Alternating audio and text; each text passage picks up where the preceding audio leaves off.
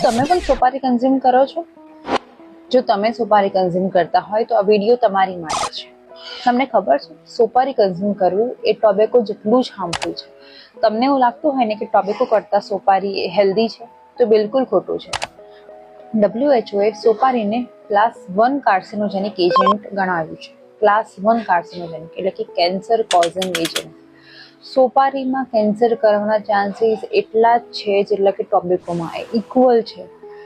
સોપારી ખાવાથી તમને એડિક્શન થઈ જાય છે.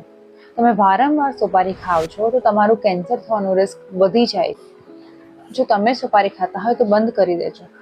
જો તમે વારંવાર કન્ઝ્યુમ કરો છો તો એનાથી તમને સબમ્યુકલ ફાઇબ્રોસિસ થઈ શકે છે, ઓરલ કેન્સરના રિસ્ક વધી શકે છે, જેનાથી તમારું મોઢું પણ ખોલવું મુશ્કેલ થઈ જાય છે અને ધીરે ધીરે તમારા માઉથમાં રહેલા વ્હાઇટ અલ્સર્સને પણ એ કેન્સરમાં કન્વર્ટ કરી શકે છે. સોપારી એટલે કે બીટલ નટ્સ કે એરિકા નટ્સ એ કેન્સર કોઝિંગ એજન્ટ્સમાં ગણાય છે, એટલે આજથી સોપારી લેવાનું બંધ કરી દે. જો તમારા આજુબાજુમાં કોઈ સોપારી ખાય તો એને ફટાફટ મોકલી દો કે સોપારી ખાવાનું કેટલું હાર્મફુલ